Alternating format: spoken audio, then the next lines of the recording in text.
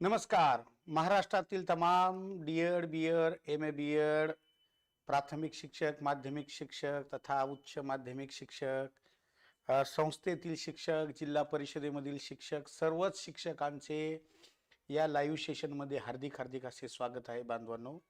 प्रथम माझा आवाज तुम्हाला व्यवस्थित ऐकू येतोय का यासाठी काय करा, कमेंट करा। चला, धन्यवाद। आवाज व्यवस्थित ऐकू येतोय का? चला बांधवांनो, आज अत्यंत महत्वाच्या घटकावरती आपण काय करतोय, चर्चा करतोय। बरेच दिवस झाले महाराष्ट्रातील सर्वच शिक्षक चिंताक्रांत आहे की टीईटी खरंच कंपल्सरी आहे का। मग आमच्या सगळ्या शिक्षक संघटना सुद्धा खूप आक्रमकतेने महाराष्ट्रामधील जवळपास बांधवांनो 70% शाळा बंद केलेल्या होत्या। मी सुद्धा त्या आंदोलनामध्ये आवर्जून सक्रिय सहभागी होतो।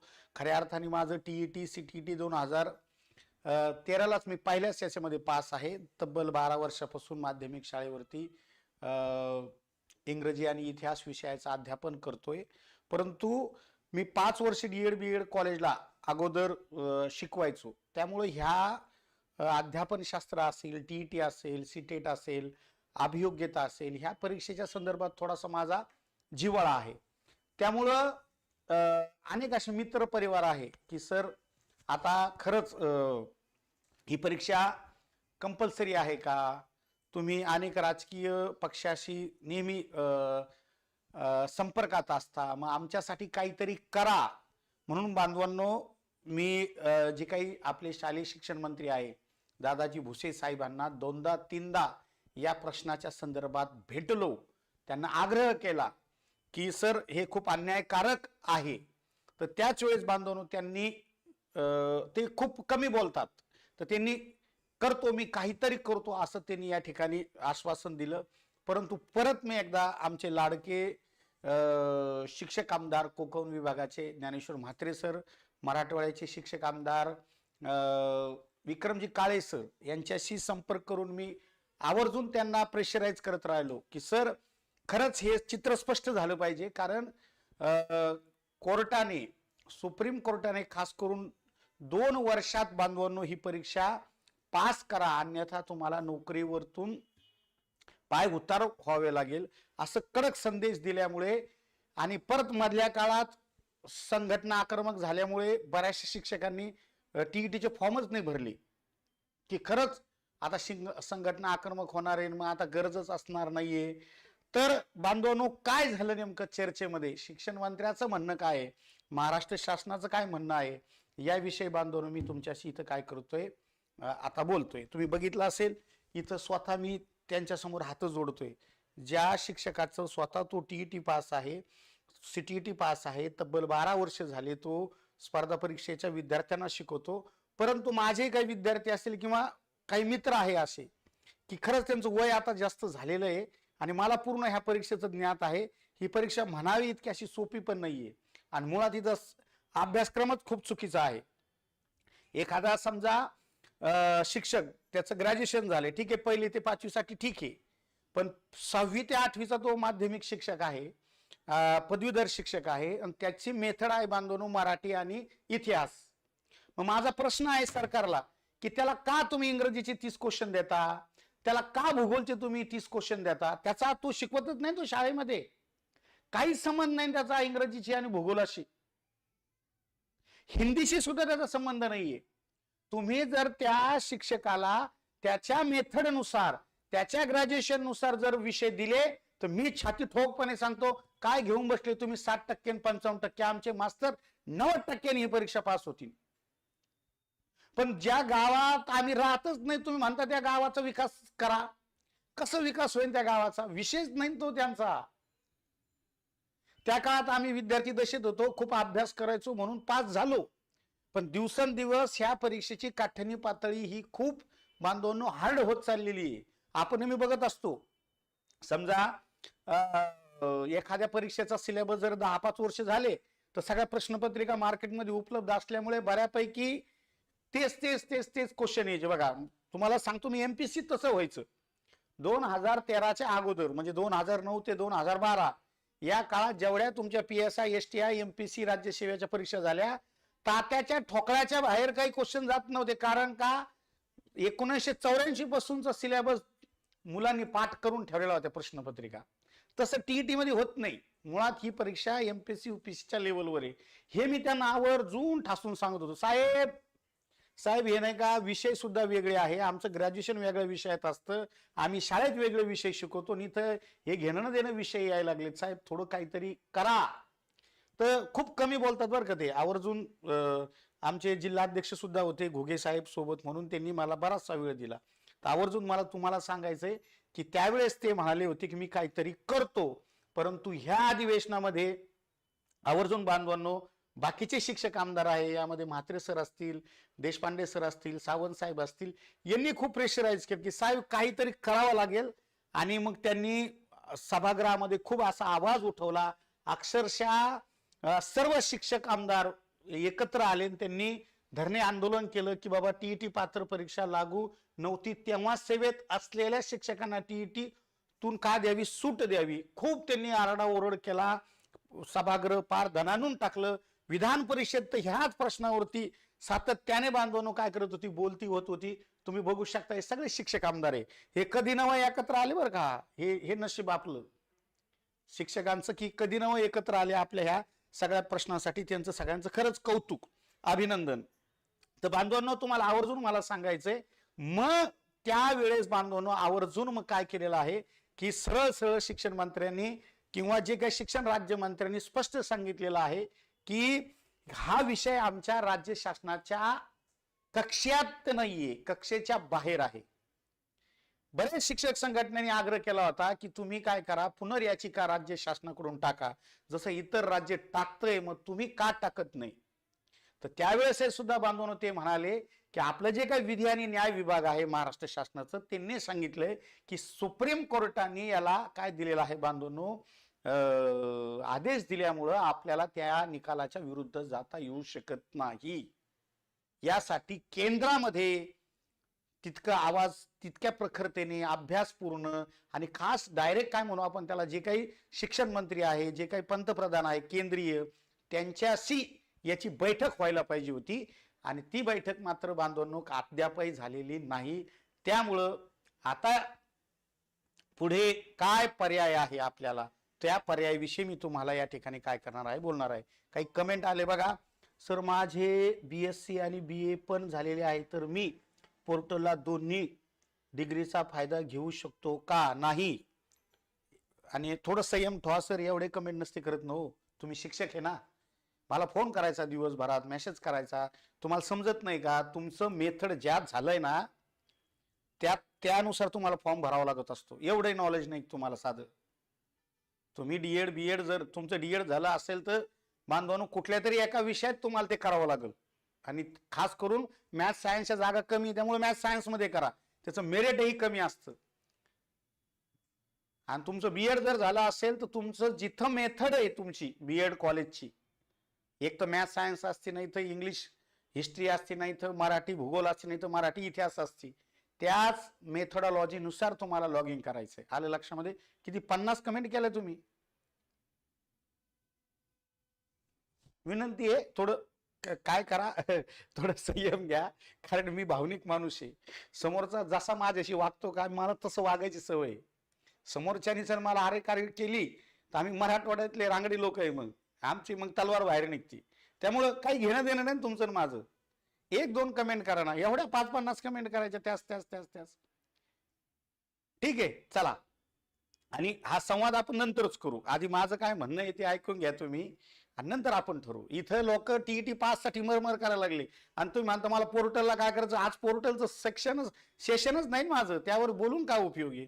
इथं आमच्या लोकांच्या नोकऱ्या चालल्यात, त्यासाठी ते बिचारे टेन्शन मध्ये आलेले. अनेक लोकांच्या काय त्यांनी जेवण पाणी सोडून दिलेलं आहे, घाबरलेले आहे सगळे लोक. ठीक आहे, मला विनंती आहे कोण असेल ते इतक्या कमेंट करू नका. आता मी माझ्या विषयाकडे परत येतो. तर सरळ सरळ शिक्षण मंत्री असेल, शिक्षण राज्यमंत्री असेल, यांचं असं म्हणणं आहे की हे आमच्या अधिकारामध्ये नाहीये, तरी आम्ही काहीतरी करू असं त्यांचं म्हणणं आहे.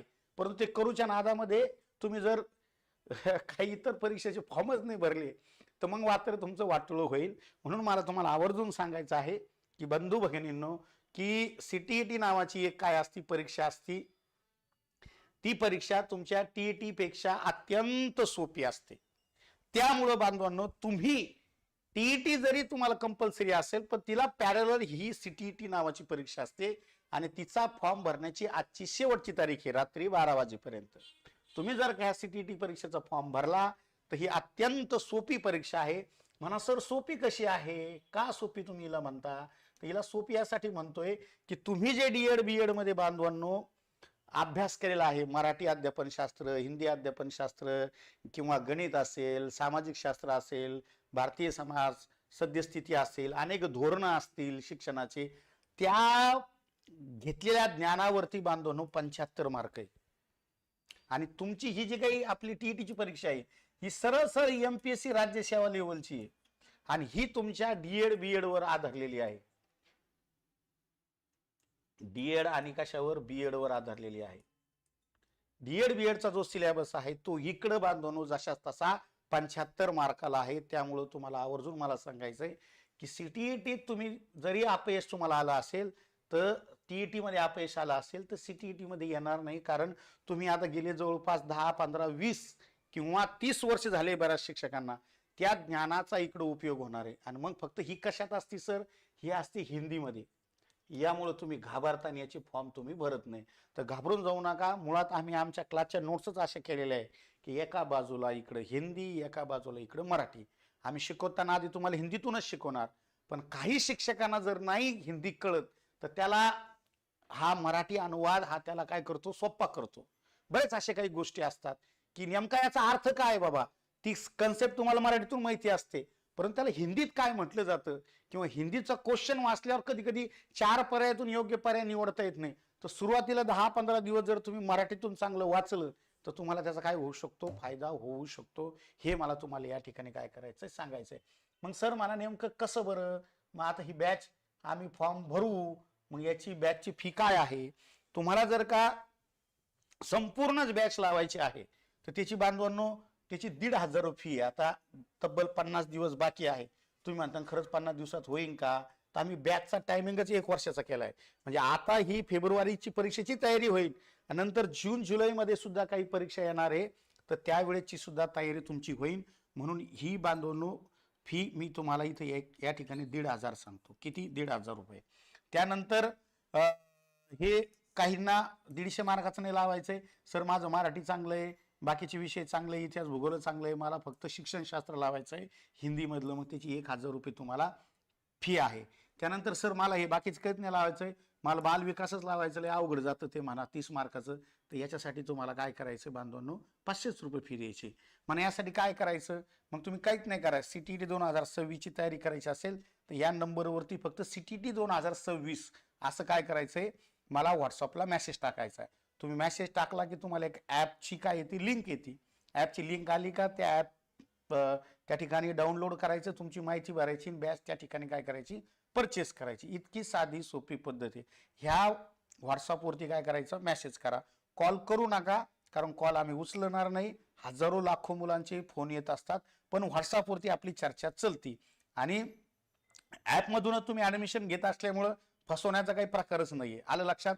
तुम्ही तिथं उलट कंटेंट मध्ये जाऊन मागचे काही व्हिडिओ बघू शकता आमचे, की कशा पद्धतीने शिकवतात, काय शिकवतात, नोट्स बघू शकता की खरंच नोट्स चांगले आहे का.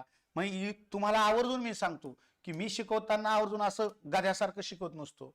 मी स्वतः खूप अभ्यास करतो आणि नंतर तो विषय सोपा करण्याचा प्रयत्न करत असतो. तर तुम्ही बघू शकता इथं समजा हे मराठी आहे, मग मराठीमध्ये एकूण हे 10 चॅप्टर आहे अत्यंत महत्वाचे. तसेच तुमचे हिंदीमध्ये सुद्धा 10 चॅप्टर आहे.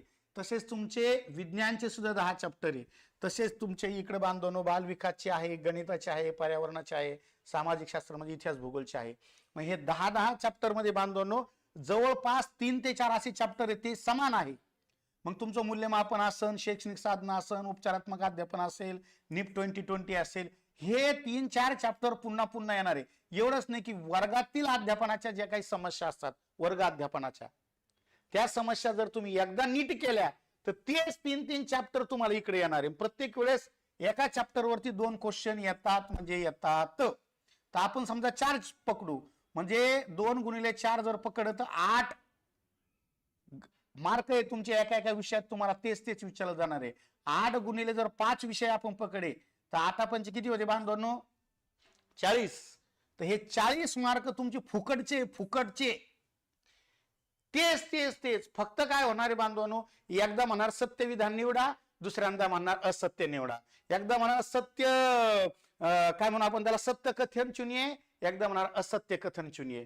कधी म्हणणार तुम्हाला योग्य क्रम लावा, कधी म्हणणार चुकीचा क्रम ओळखा. तर ह्या प्रकारचीच कंटेंट असतो, धडा तोच असतो, कन्सेप्ट तीच असते. तर हे याच्यासाठी अभ्यास करावा लागतो. मग याच्यासाठी 2000 तुमचं 2011 ते 2000 बांधून तुमच्या 24 पर्यंत, म्हणजे पार शेवटचं डिसेंबर 24 पर्यंतच्या जेवढ्या काही 50-60 प्रश्नपत्रिका आहेत त्या आम्ही एकत्र केल्या. त्याचा पुरा रात्र दिवस झटत बसलो, तेव्हा हे मटेरियल आम्ही काय केलं बांधवांनो, तयार केलं. हे आवर्जून लक्षात ठेवा. हे बघा मराठीचे चॅप्टर्स आहे एवढेच. आता पहिला चॅप्टर आहे भाषा अध्ययनावर अध्यापन. 12 प्रश्न आतापर्यंत आले. हे 12 प्रश्न जर नीट इमानदारीने केले, व्यवस्थित कन्सेप्ट लक्षात घेतली, तर 13वा 14वा येणारा क्वेश्चन सुद्धा याच्याच मटेरियल मध्ये असणार. अलग लक्षामध्ये तोच असणार आहे. त्यामुळे बांधव अशा पद्धतीचं तुम्हाला कळतं याच्यावरून. आता सर्वाधिक प्रश्न कोणत्या घटकावर विचारले गेलेले पहा, वर्ग अध्यापनातील समस्या.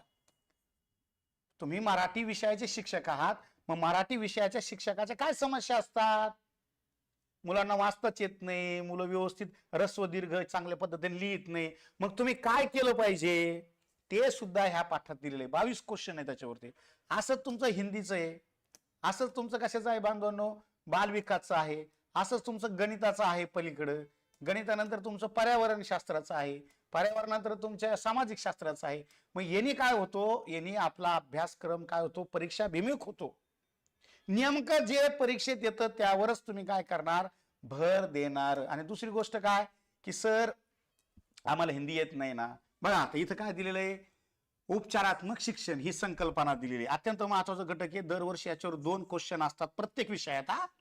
म्हणजे 2 गुणिले 5 म्हणजे बांधवनो किती, इथं 10 मार्काला हाईच हे चॅप्टर, तुम्हाला नादच नाही करायचा. मग आता परिभाषा म्हणजे व्याख्या आलं लक्षामध्ये. मग इथं हा जो अनुवाद दिलेला आहे, तुम्हाला जर हिंदीतून समजत नसेल तो मी मराठीत केलेला आहे. इकडं पहा, परिभाषेला मराठीत काय म्हणतात, व्याख्या असे म्हणतात, आणि ही व्याख्या इकडं. किती सोपं आहे. जसं ज्ञानेश्वर महाराजांनी गीतेचं भाषांतर कशात केलं होतं, प्राकृत मध्ये म्हणजे मराठीत केलं, तसाच कार्यक्रम विजय सुराशन केलाय. हिंदीचा अनुवाद मी बांधवनो कशात केलाय, मराठीत केलाय. त्यामुळं मला पूर्ण खात्री आहे महाराष्ट्रातील शिक्षक इतके येडे नाही राव. जर का सीटीटीचा सिलेबस त्यांना जर मराठीत एका ठिकाणी वाचायला भेटतो आणि एका ठिकाणी हिंदी भेटतो, आणि याच्यातून सोन्याहून पिवळं काहीच असू शकत नाही. इथं तुम्ही पास झाले. दुसरी आणखीन एक गोष्ट तुम्हाला मला आवर्जून सांगायची आहे की सर आणखीन दुसरा फायदा काय, की मी नेहमी आग्रह करून सांगतो की अरे भाषा निवडताना तुम्ही काय करा, प्रथम भाषा मराठी निवडा. प्रथम भाषा काय करायची, मराठी निवडायची. मग ही कितीही तुम्ही अवघड विचारली तरी सुद्धा तुम्हाला याच्यामध्ये सहज 25 मार्क पडतात. त्यानंतर द्वितीय भाषा काय करायची, हिंदी निवडायची. सेकंड लँग्वेज म्हणतो आपण त्याला, हिंदी निवडा. इथं सुद्धा तुम्हाला 25 मार्क सहज पडून जातील. त्याच्यानंतर असतो तुमचा तिसरा विषय, तो पहिल्या पेपरसाठी गणित किंवा बालविकास म्हणू आपण त्याला, बालविकास. मग बालविकास म्हणजे बालमानसशास्त्र. याच्यामध्ये सुद्धा तुम्हाला सहज 20+ मार्क पडते. तुम्ही म्हणता 5 काऊन कमी केले, तुम्ही अभ्यास कमी करता आणि काय म्हणते त्याला लिहित नाही. तुम्ही कन्सेप्ट समजून घेण्यासाठी व्याख्या लिहाव्या लागतात, स्वतःच्या नोट्स काढाव्या लागतात, आणि हे आकलनावरती असतं. हे काही मराठी सारखं यासारखं नाही, शब्द में कौन सा शब्द विलोमार्थी है या समानार्थी है, इतकं सोपं नसतं. इथं 2-2 ओळीची एक कथन असतं, ते म्हणजे एक वाक्य असतं, आणि त्याच्यावर सत्य असत्य सापडायला लागतं. याला वेळ लागतो लय, म्हणून मी 5 मार्क काय केले, कमी केले, पण 20+ पडू शकते. त्याच्यानंतर आणि हिंदी असतं ते बरं समजून घ्यायला अवघड जातं. नंतर पराक्रम आपण चौथा विषय जर बघितला तुमचा गणित. मग गणितामध्ये सोपं आहे बांधवांनो टीईटीच्या तुलनेत. इथं फक्त 15च क्वेश्चन आहे तुम्हाला, 15 अध्यापन शास्त्राचे, म्हणून इथं तुम्हाला 25 मार्क सहज पडू शकतात, काही टेन्शन नाही. आणि पर्यावरणामध्ये सुद्धा बांधवांनो तुम्हाला इथं 20 मार्क सहज पडू शकते, कारण पर्यावरणासाठी थोडासा अभ्यासक्रम कठीणच आहे. खूप आजकाल अवघड विचारत चाललेलं आहे ते, त्यामुळे इथं 20+ मार्क तुम्हाला पडू शकते. आपण जर याचं व्यवस्थित बेरीज करून पाहिली तर इथं 5 आणि 5 10 आणि 5 15, 15शी 5 आजचाला 1, 2 आणि 2 4 आणि 2 6 आणि 2 8 आणि 2 10, 10 आणि 1 11, असं 115 मार्क तुम्हाला सहज पडतात. सर म्हणा 15 नाही हो, आम्हाला 90 पडले तरी लई चांगलं, सोन्यान पिवळं आम्ही डीजे लावू. काही म्हणतील सर मला 90 नको, मी कॅटेगरीज आहे म्हणा, मला 82च लागते. सहज एवढे मार्क इकडे पडू शकते. पण फुगीरपणा करू नका. ह्या मराठीच्या ऐवजी हिंदीच्या ऐवजी तुम्ही इंग्लिश निवडू नका. पहिल्या पेपरसाठी तुम्ही कोणत्याही विषयात तुम्ही काय केलंय, काय म्हणतो आपण, तुम्ही पास झाले तरी ते तुम्हाला विचारणार नाही की तू शाळेत इंग्रजी शिकितो मग तू हिंदीत कोण पास झाला. तो तुम्हाला बेनिफिट आहे. राज्यघटनेच्या 22 भाषेपैकी कोणत्याही तुम्ही 2 भाषा निवडून टीईटी पास होऊ शकता, असं सीटीईटी सांगते. त्यामुळे तुम्ही जास्त डोकं नका लावू. आलं लक्षामध्ये? ठीक आहे. आता एवढं बोलतो आणि बांधवांनो, आवर्जून तुम्हाला मी या ठिकाणी आग्रह करतो की जबरदस्त टीम आहे आमची आणि खूप छान पद्धतीने आम्ही शिकवतो. इकडे हिंदी, इकडे मराठी. बघा हे आलेले क्वेश्चन इकडे हिंदीमध्ये आणि इकडे मराठीमध्ये खूप छान पद्धतीनं काय करतो आम्ही, सर्व टीम शिकवतीये. इकडे पहा, हे उपचारात्मक शिक्षण के उद्देश हिंदीमध्ये, इकडंच ते मराठीमध्ये उद्दिष्ट. त्यानंतर पहा क्वेश्चन आहे, हा क्वेश्चन हिंदीमध्ये वाचायला जड जातो. सुरुवातीला जड जरी चालला तर नंतर मात्र बांधवांनो तुम्हाला ते मराठीत अर्थ कळल्यामुळे तुम्ही डायरेक्ट हिंदीकडे वळता. अशा पद्धतीनं सर्व नोट्स तुम्हाला भेटून जातील पीडीएफ स्वरूपात. आणि तुम्हाला ऑफलाईन जर पाहिजे असेल तर अंतिम काम सुरू आहे. एक आपला 8 दिवसात पुस्तक येऊन जाईल. 500 रुपयात सुद्धा हे सगळं पुस्तक तुम्हाला घरपोच मिळून जाईल. त्यामुळं टेन्शन घेऊ नका. मग यासाठी काय करायचंय, यासाठी माझ्या मोबाईल नंबरवर या. तुम्ही काय करायचंय, सीटीईटी 2026 असं टाकायचंय. मग तुम्हाला एक लिंक येईल. लिंक आली का तुम्ही 1,500 रुपये भरून काय करायचं, ही बॅच परचेस करायची. ठीक आहे, एवढंच तुम्हाला या ठिकाणी मला सांगायचंय. अनुभवी सगळे शिक्षक आहे. बाळासाहेब शिंदे तुम्हाला या ठिकाणी मराठी इंग्रजी शिकवणार आहे. त्यानंतर इथं शिक्षणशास्त्र मी शिकवणार आहे. हिंदी तुम्हाला दाहिजे सर शिकवणार आहे. गणेश सर जाधव सर शिकवणार आहे. अमोल सर तुम्हाला सामाजिक शास्त्र आणि पठाण सर एक आहे ते शिकवणार आहे. विज्ञान आणि पर्यावरण तुम्हाला चांदोरीकर शिकवणार आहे. तर चांगला अनुभवी सगळा स्टाफ आहे महाराष्ट्रातला नावाजलेला. तर आवर्जून इतरत्र चकाकणाऱ्या चमकणाऱ्या गोष्टीकडे आकर्षित न होता अनुभवी, पारंपरिक आणि मागचा रिझल्ट पाहून आवर्जून काय घ्या, ऍडमिशन घ्या. आणि घाबरू नका. आमचं द विनर्स स्वराज्य फाउंडेशन ह्या दोन्ही संस्था तुमच्या सोबत आहे, एवढं तुम्हाला विश्वासक सांगतो आणि थांबतो. जय हिंद, जय महाराष्ट्र, धन्यवाद.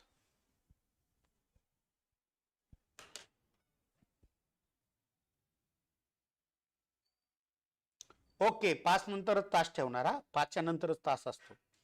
धन्यवाद.